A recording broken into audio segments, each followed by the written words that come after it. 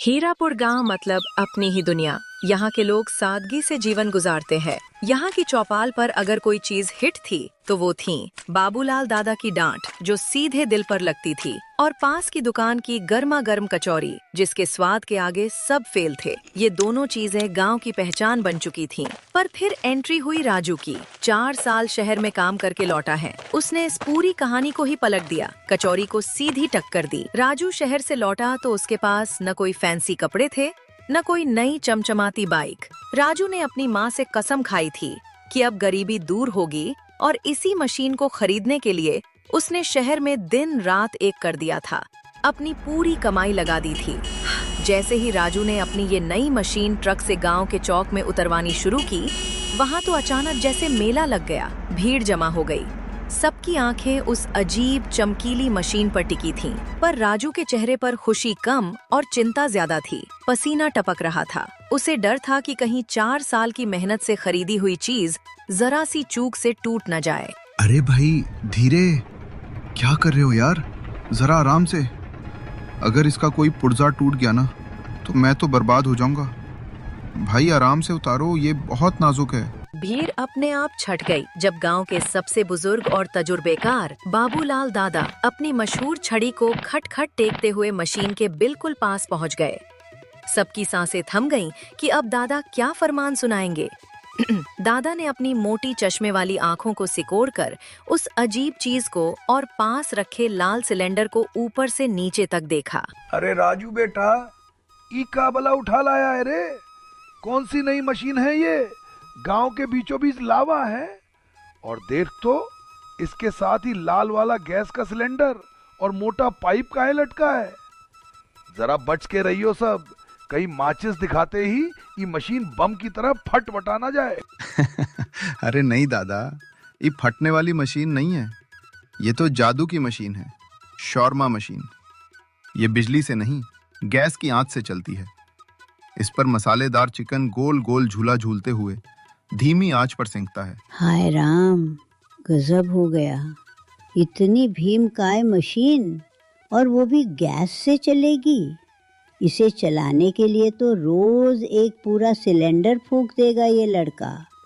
मुझे तो लगता है शहर वालों ने राजू को उल्लू बना दिया। अब सारी कमाई गैस भरवाने में ही जाएगी। गांव वालों की शंकाओं के बीच राजू ने गहरी सांस ली और मशीन के पाइप को मजबूती से गैस सिलेंडर से जोड़ दिया। उसने रेगुलेटर ऑन किया और जैसे ही लाइटर जलाया, भभक की आवाज के साथ मशीन के पीछे नीली और सुनहरी आग जल उठी। उसने सलीके से मसालों में लिपटा चिकन का एक भारी भरकम पहाड़ उस रोड पर सेट किया। मशीन धीरे धीरे घूमने लगी। जैसे ही गैस की लपटों ने चिकन को छूना शुरू किया, एक अजीब सी छुन छुन की आवाज आने लगी। देखते ही देखते कच्चा मांस सुनहरा और कुरकुरा होने लगा, और एक ऐसी जादुई भुनी हुई खुशबू हवा में तैर गई जिसने सबके मुंह में पानी ला दिया। अच्छा, तो ये गोल गोल घूमने वाली मशीन असल में गैस वाला मॉडर्न चूल्हा है। मान गए भाई। पर राजू, ये तो बता, इससे आखिर बनेगा क्या जो इतना तामझाम कर रहा है? दादा, इससे बनेगा शॉर्मा।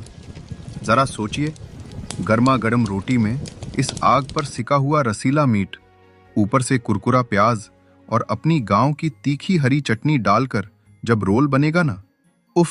शहर में तो इस एक रोल के लिए लोग धूप में लंबी लाइन लगाने को मजबूर हो जाते हैं दादा। राजू ने अपने ठेले पर एक नया रंग बिरंग बोर्ड टांग दिया। उस पर बड़े बड़े अक्षरों में लिखा था, राजू का चिकन रोल शॉर्मा। जैसे ही उसने मशीन की गैस ऑन की, भूनते हुए चिकन और मसालों की ऐसी जबरदस्त खुशबू हवा में फैली कि लोग किसी चुंबक की तरह खिंचे चले आए।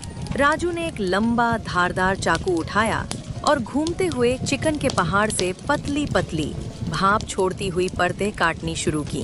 अरे ओ राजू, काहे चिकन का चूरा बना रहा है भाई? मीट बर्बाद मत कर। तू तो बड़े पीस का पैसा लेता होगा ना, तो फिर ये कागज जैसी कतरन क्यों काट रहा है? दादा, यही तो राज है।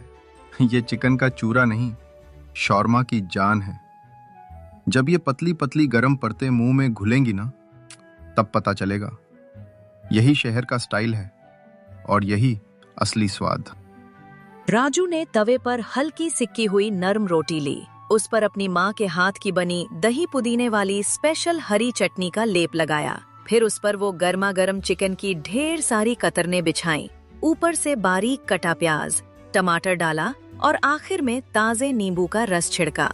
उसने रोल को कसकर कागज में लपेटा और कांपते हाथों से पहली प्लेट दादा की ओर बढ़ाई। लो दादा, ये है गांव का पहला चिकन रोल शॉर्मा। चौक पर सन्नाटा छा गया। सारे गांव की आंखें सिर्फ बाबूलाल दादा के मुंह की तरफ देख रही थीं।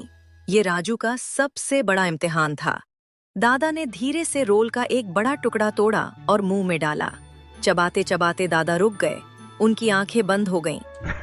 अरे ई तो कमाल है भाई। रोटी मक्खन जैसी नरम और ये मसालेदार चिकन तो मुंह में जाते ही पिघल गया। वाह भाई वाह। राजू बेटा, मोहन की कचौरी तो ठीक है, पर ये चिकन शॉर्मा के आगे तो अब सब फीका है। मजा आ गया। दादा की मुहर लगते ही जैसे बाहर आ गई। जो लोग डर रहे थे अब वही धक्का मुक्की करने लगे। अगले आधे घंटे में राजू का पूरा चिकन खत्म हो गया।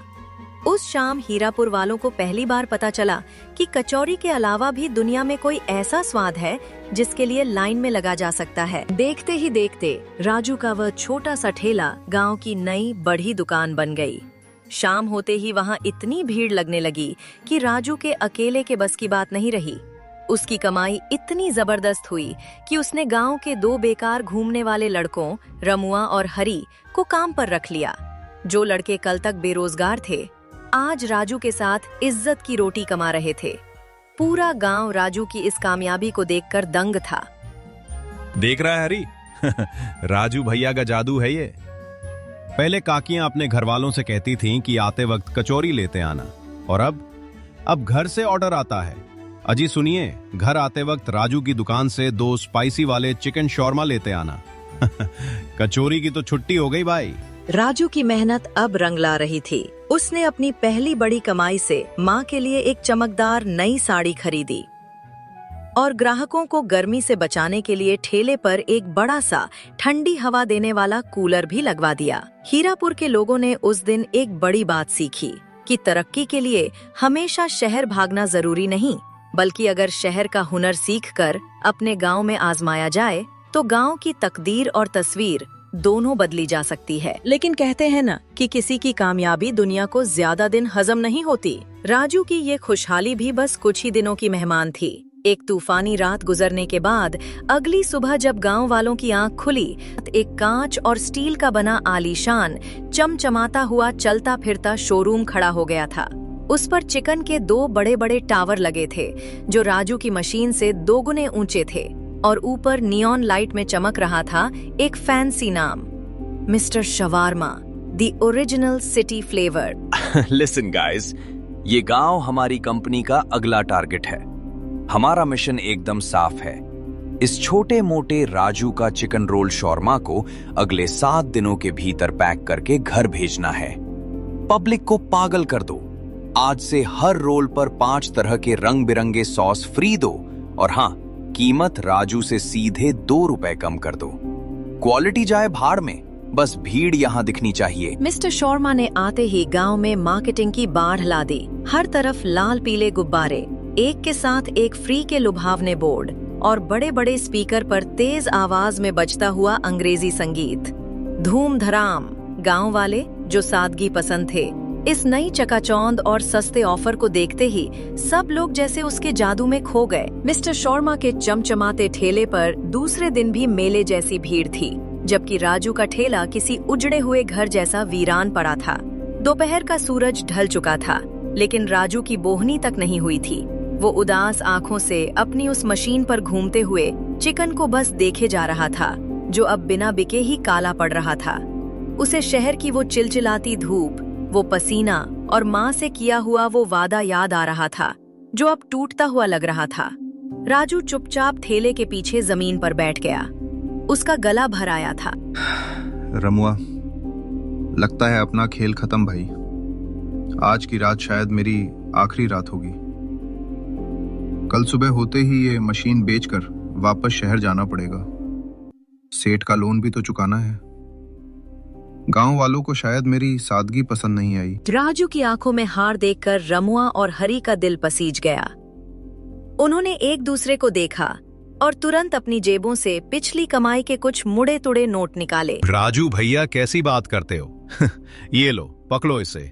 हमारी तनख्वाह अभी मत दो, और जरूरत पड़े तो ये थोड़े और पैसे रखो। हम हार नहीं मानेंगे भैया। आज तुम आधे दाम पर रोल बेचो, लेकिन दुकान बंद नहीं होगी। ये मशीन सिर्फ तुम्हारी नहीं है, ये हम दोनों की भी रोजी रोटी और इज्जत है। राजू ने उन पैसों को छुआ तक नहीं, लेकिन लड़कों का ये प्यार देखकर उसकी आंखों से आंसू छलक पड़े। उसे समझ आ गया कि ये सिर्फ पैसा नहीं, गांव का वो अपनापन है जो शहर में करोड़ों खर्च करके भी नहीं मिलता। तभी भीड़ को चीरते हुए कलावती चाची तेज कदमों से वहां आईं। उनके हाथ में मिस्टर शर्मा की एक फैंसी खाली प्लेट थी। चेहरे पर गुस्सा साफ दिख रहा था। थू, सत्यानाश हो इनका। राजू बेटा, मैं अभी वो शहर वालों का बड़ा स्वाद चक्कर आई हूँ। नाम बड़े और दर्शन छोटे। उनका चिकन तो एकदम ठंडा और बासी था, और ऊपर से इतनी अजीब सी मीठी सॉस डाल दी कि लगा जैसे कोई प्लास्टिक या रबर चबा रही हो। सब दिखावा है राजू, सब नकली है।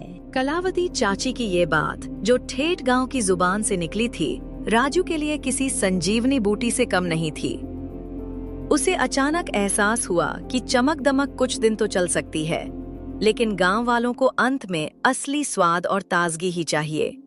राजू की आंखों के आंसू अब उम्मीद की चमक में बदल चुके थे। राजू के अंदर जैसे बिजली दौड़ गई हो, उसकी हिम्मत लौट आई।